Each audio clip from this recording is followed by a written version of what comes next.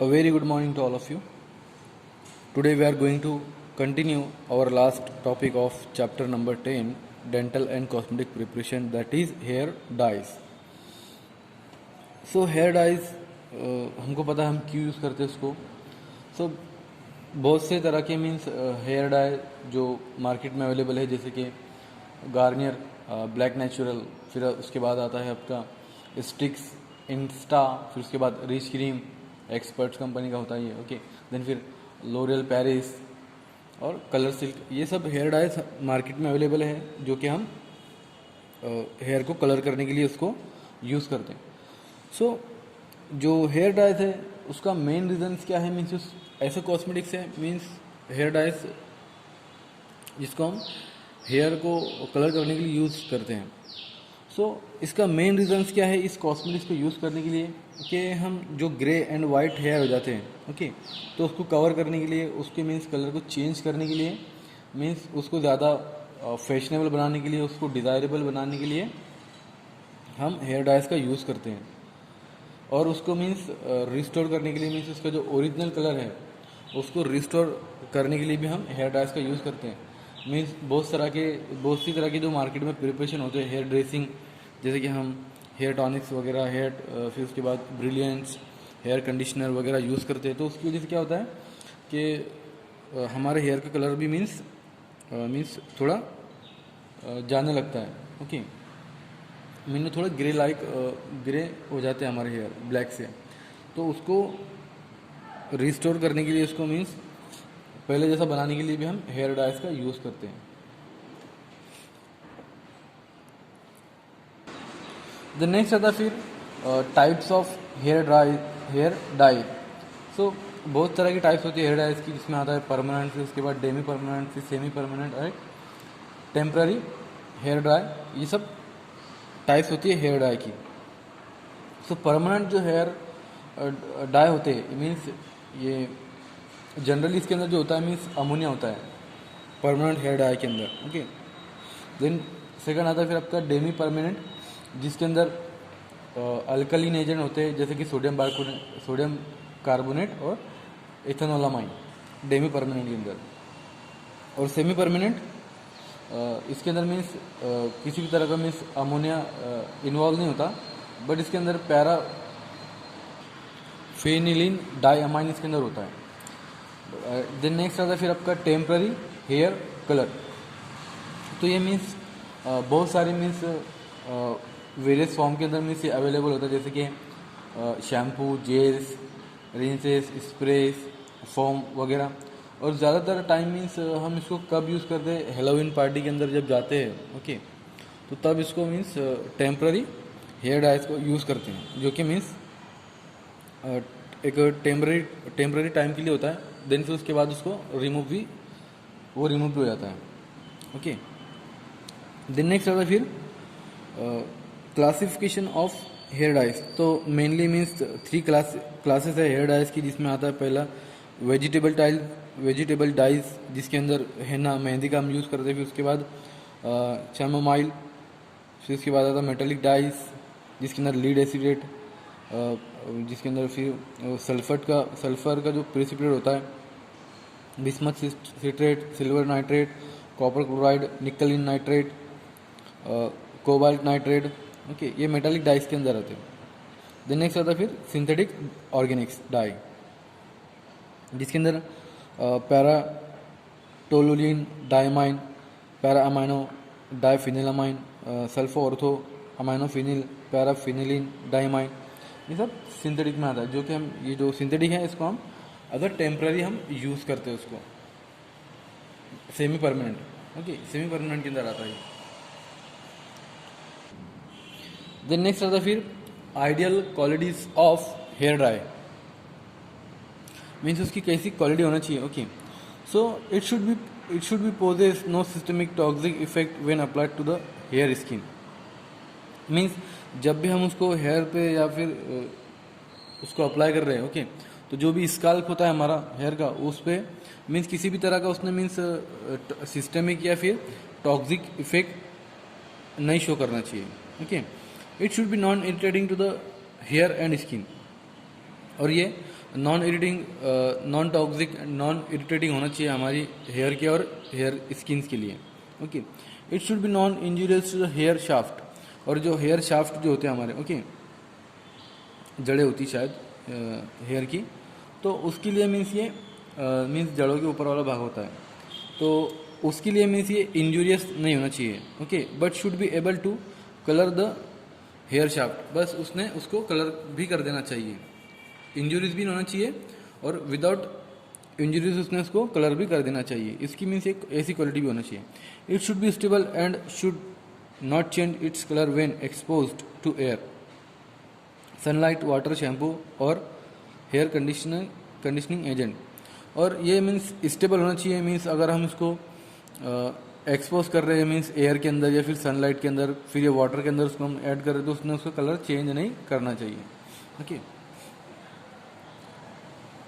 Next आता है फिर आपका डेपिलेटरीज, और जिसको हम बोलते हैं हेयर रिमूवर्स।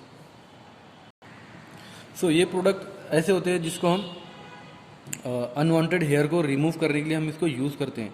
जैसे कि जो भी मीन्स अनवांटेड हेयर होते हैं अगर हमारी बॉडी पे ग्रो होते हैं, मीन्स फेस वगैरह पे, तो उससे मीन्स हमको बहुत सारी प्रॉब्लम होती है। ओके, मीन्स हम अच्छे नहीं दिखते उससे। ओके, सो वो सब हेयर्स को रिमूव करने के लिए हम जो भी प्रोडक्ट्स का यूज़ करते हैं हम उसको बोलते हैं डेपिलेटरीज और हेयर रिमूवर्स। सो यहाँ पर मीन्स 3 मेथड होती है मीन्स अनवांटेड हेयर को मीन्स स्किन से रिमूव करने के लिए। जैसे कि फर्स्ट होती है एपिलेशन, सेकंड होती है डेपिलेशन, और थर्ड होती है इलेक्ट्रोलाइसिस। तो फर्स्ट मेथड जो होती है हेयर रिमूव करने के लिए वो होती है एपिलेशन। सो एपिलेशन means uprooting of intact hair mechanically by plucking or embedding in adherent material such as wax, rosin, etc. So एपिलेशन method के अंदर हम क्या करते हैं कि जो मीन्स हेयर को हम मैकेनिकली उसको रिमूव करते हैं, मीन्स बहुत सारे प्रोडक्ट्स यूज़ करते हैं उसके अंदर, वैक्स वगैरह, फिर उसके बाद वैक्स स्ट्रिप भी आती है। ओके, जिसके अंदर अधेरेंट मटेरियल्स होता है। ओके, थोड़ा विस्कस होता है, तो उस जैसे भी हम उसको मीन्स लेग्स वगैरह पे उसको स्टिक करते हैं, ओके, देन उसको इमीडिएटली उसको रिमूव करते हैं, तो उससे क्या होता है जो हेयर होते हैं उस पर चिपक जाते हैं और वहाँ से रिमूव हो जाते हैं। सो एपिलेशन मेथड ये होती है, बट ये बहुत पेनफुल प्रोसेस होती है, जिसके अंदर मीन्स स्किन हमारी डैमेज भी हो सकती है। Okay, the chances of infection of skin is increase, बस इसको यूज़ करने के बाद मीन्स जो स्किन की जो इन्फेक्शन की चांसेस है वो बढ़ जाते हैं। जैसे कि वहाँ पर स्वेलिंग हो जाती है, फिर उसके बाद सेल डेज हो जाते हैं, फिर उसके बाद इन्फ्लामेशन भी हो जाती है कभी कभी, और रैशेस वगैरह भी आती है वहाँ पे, और जो स्किन से वो हमारी थोड़ी रेड हो जाती है वहाँ पे। तो इसी टाइप की मीन्स इन्फेक्शन होने की चांसेस भी वहाँ पर बढ़ जाते हैं। The formulation of epilatory generally contain rosin, beeswax along with mineral oil और vegetable oil, cooling agent, local anaesthetic and antibacterial agent. तो जो भी मीन्स जो एपिलेटरी होते हैं जो कि हम एज अ यूज़ करते हैं उसको एपिलेशन प्रोसेस के लिए, हेयर को रिमूव करने के लिए, तो उसके वो किन से बने होते हैं, रोजिन से, बीसवैक्स से, या फिर मिनरल ऑयल, वेजिटेबल ऑयल से, कूलिंग एजेंट से मिलकर, या फिर लोकल एनेस्थेटिक से, या फिर एंटीबैक्टीरियल एजेंट से वो मिलकर बने होते हैं। द नेक्स्ट होता है फिर डेपिलेशंस। So depilation method means when the hair are removed by the chemical methods without injury to the skin. So depilation method ऐसी होती है जिसमें मीन्स हम हेयर को रिमूव करते हैं केमिकल मेथड के थ्रू, मीन्स हमको किसी भी तरह की इंजरी नहीं होती स्किन पे। मीन्स बहुत सारे हम प्रोडक्ट्स, क्रीम वगैरह यूज़ करते हैं हेयर को रिमूव करने के लिए, जैसे वीट वगैरह होते हैं, फिर उसके बाद ऑयल वगैरह भी होती है। तो ये सब मीन्स डेपिलेशन मेथड के अंदर आते हैं, जिसको हम हेयर रिमूव करने के लिए यूज़ करते हैं। सो केमिकल मेथड से अगर हम कोई हेयर को रिमूव करते हैं उसको हम बोलते हैं depilation method. The chemical most commonly used for this purpose are sulphide of barium, calcium and strontium तो डिप्लीशन मेथड के अंदर हम जो ज़्यादातर केमिकल यूज़ करते हैं वो होता है sulphide of barium, calcium and strontium. So calcium thioglycerol and calcium glycolate are also used. So उसके अंदर हम calcium thioglycerol and calcium thioglycolate भी हम ज़्यादातर उसके अंदर यूज़ करते हैं. Out of this chemical, calcium sulfide is the most popular depleting agent because it has excellent depleting properties without serious effect. So means ये सब केमिकल को छोड़ के भी मीन्स जो केमिकल यूज़ करते हैं हम एज अ डिप्लेशन वो सल्फाइड है, कैल्शियम सल्फाइड, जो कि मोस्ट पॉपुलर डिप्लेटिंग एजेंट है, एक्सीलेंट है इसकी properties as a depilating agent, क्योंकि इस मीन्स इसको यूज़ करने के बाद किसी भी तरह के मीन्स हमको सीरियस इफेक्ट या किसी भी तरह का मीन्स डिसएडवांटेज या फिर एडवर्स इफेक्ट हमको नहीं मिलता. तो इसलिए मीन्स जो कैल्शियम सल्फेट है एज अ डिप्लेशन एजेंट हम उसको ज़्यादातर यूज़ करते हैं. देन नेक्स्ट आता है फिर ideal qualities of depilatory agent. So इसकी क्वालिटीज़ कैसे होना चाहिए कि it should be non toxic, non irritant to the skin. तो जब भी हम हेयर को रिमूव कर रहे हैं डिप्लेशन मेथड के थ्रू, तो जो भी केमिकल्स है उसके अंदर, तो वो स्किन के लिए नॉन टॉक्सिक होना चाहिए, नॉन इरिटेंट होना चाहिए. It should B odourless but pleasantly perfumed. ये ऑर्डरलेस होना चाहिए, बस थोड़ी बहुत महक इसमें से आना चाहिए, प्लीजेंटली परफ्यूम होना चाहिए. It should be elegant, elegant नहीं होना चाहिए, मीन्स एलिगेंट होना चाहिए. It should not leave any stain on the cloth, means किसी भी तरह का मीन्स क्लोथ पे मीन्स इसने स्टेन नहीं देना चाहिए. ओके.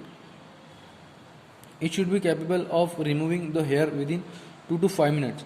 मीन्स इसकी ऐसी क्वालिटी होना चाहिए कि 2 से 5 मिनट्स के अंदर मीन्स हमारे जो हेयर है वो रिमूव हो जाना चाहिए. ऐसा नहीं कि भाई इसको 1 घंटा लगाने के बाद भी सारा हेयर रिमूव नहीं हो रहे. ओके, ऐसा नहीं होना चाहिए. It should be easy to apply, means इसका जो अप्लाई करने का जो मेथड है मीन्स उसको ईजिली मीन्स अप्लाई करते आना चाहिए, मीन्स ऐसा होना चाहिए depletion. It should B economical, economical होना चाहिए, मीन्स ज़्यादा कॉस्टली भी होना चाहिए. It should be stable during storage, और ये स्टेबल होना चाहिए जब उसको हमने इसको स्टोर करके रखा है. देन नेक्स्ट आता है फिर आपका हेयर रिमूवर्स में लास्ट मेथड जो होता है आपका इलेक्ट्रोलाइसिस. सो इलेक्ट्रोलाइसिस हेयर रिमूव का ऐसा मेथड जिसके अंदर हम इलेक्ट्रॉनिक इंस्ट्रूमेंट का यूज़ करते हैं. जैसे कि इलेक्ट्रोलाइसिस मेथड ऐसा मेथड है जिसके अंदर हम हेयर को रिमूव करते हैं, मीन्स इंडिविजुअल हेयर को रिमूव करते हैं हम बॉडी से. बट जो अभी की जो मीन्स इलेक्ट्रोलाइसिस मेथड है, जो कि हम इसको इलेक्ट्रोलाइसिस मेडिकल डिवाइसेस जिसको बोलते हैं, तो वो क्या करते हैं मीन्स कि डायरेक्टली जो हेयर ग्रोथ सेंटर होता है हमारा उसको डायरेक्टली डिस्ट्रॉय कर देते हैं. मीन्स केमिकल के थ्रू या फिर हीट एनर्जी के थ्रू उसको वो डायरेक्टली जो सेंटर होता है हेयर ग्रोथ का उसको डायरेक्टली रिमूव कर देते हैं. ओके. सो वो कैसे के मीन्स इसके अंदर एक फाइन प्रोब होता है जिसको मीन्स हम डायरेक्टली जो हेयर फॉलिकल होता है, ओके, उसके अंदर डायरेक्टली उसको इंसर्ट करते हैं. ओके. जिसकी वजह से क्या होता है कि वो जो सेंटर होता है हमारा हेयर ग्रोथ का सेंटर, उसको वो हीट एनर्जी के थ्रू और केमिकल के थ्रू उसको वो डायरेक्टली डिस्ट्रॉय कर देता है. ओके. जिसकी वजह से क्या होता है कि हेयर रिमूव होते हैं. ओके. हेयर रिमूव हो जाते हैं इजीली, बट उसको हम जो ट्यूजर होता है जिसको हम फोर्सेप जिसको बोलते हैं, with the help of forcep हम जो भी हेयर्स होते हैं उसको पिक कर लेते हैं, उसको निकाल लेते हैं वहाँ से. तो ये इलेक्ट्रोलाइसिस ऐसा मेथड होता है.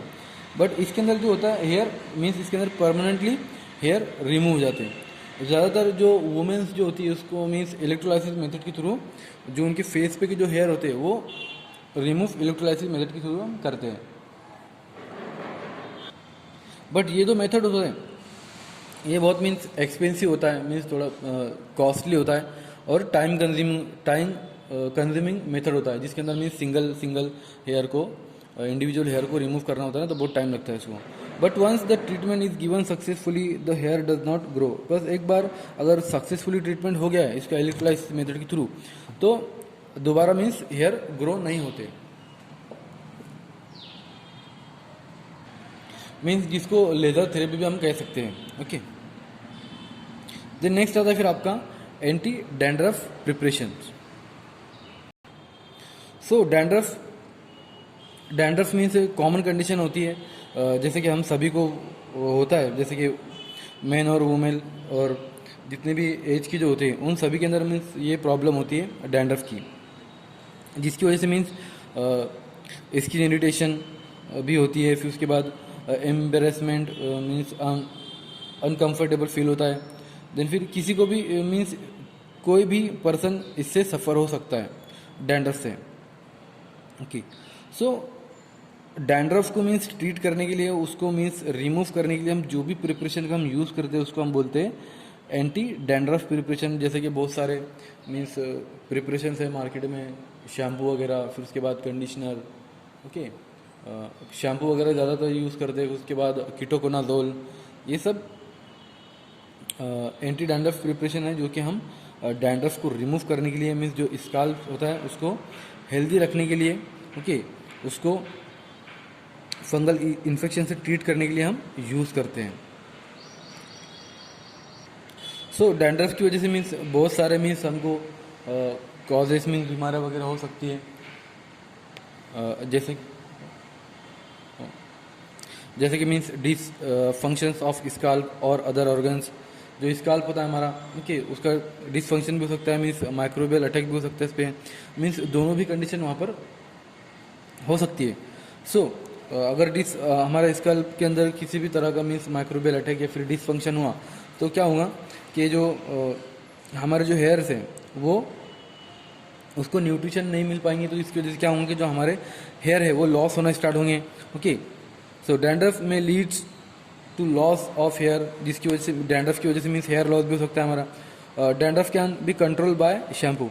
तो डैंड्रफ को हम बहुत सारे प्रोडक्ट्स यूज़ करते हैं एंटी डैंड्रफ प्रिपरेशन, जिसमें आता है शैम्पू आपका, तो उससे हम उसको कंट्रोल करते हैं। तो proper clean lines of the scalp is great importance, और मीन्स एक प्रॉपर क्लीन करना मीन्स हमारे स्काल्प को मीन्स ये बहुत ग्रेट इंपॉर्टेंस है। तो mechanical massage of the scalp और through brushing of hair with clean brush both before and after the shampoo is very helpful. Means shampoo से पहले और शैम्पू के बाद मीन्स अगर हम उसको क्लीन कर रहे हैं हमारे स्काल्प को with the help of brush या फिर ब्रशिंग के थ्रू, ओके, तो वो भी मीन्स बहुत हेल्पफुल होता है डैंड्रफ को ट्रीट करने के लिए। Okay, the frequent washing of here is very important with shampoo.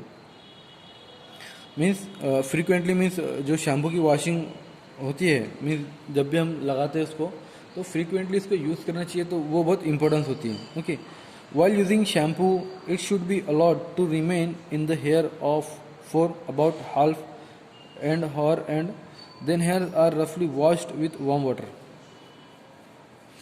but इतना तो हम शैम्पू को नहीं लगा के रखते उसको हाफ एन आवर तक के। ओके, मीन्स जब भी हम उसको यूज़ करना तो मीन्स एक प्रॉपर वे के अंदर उसको यूज़ करना होता है शैम्पू को। मीन्स ऐसा नहीं कि हम उसको आज यूज़ कर रहे हैं ना फिर एक महीने के बाद यूज़ कर रहे हैं तो उसको कहाँ से उसका इफेक्ट सही से मिलने वाला है हमको। तो मीन्स उसको एक दिन के आड़ में मीन्स प्रॉपरली यूज़ करना चाहिए शैम्पू को। After proper dying of hair it should be massaged and brush to increase the blood circulation of the scalp. Then फिर सर को मीन्स शैम्पू से धोने के बाद जो भी मीन्स जो स्काल्प होता है हमारा, ओके, उसको मीन्स अच्छे से उसको मसाज करना चाहिए with the help of brush के। वहाँ पर जो स्काल्प है हमारा उसके अंदर ब्लड सर्कुलेशन सही से हो पाए, ओके, मीन्स उसके अंदर इंक्रीज हो पाए ब्लड सर्कुलेशन का। तो यहाँ पर आज हमने देखा anti dandruff preparation, depilatories, hair remover और हेयर ड्रायर। सो यहाँ पर हमारा चैप्टर नंबर 10 एंड हुआ। ओके।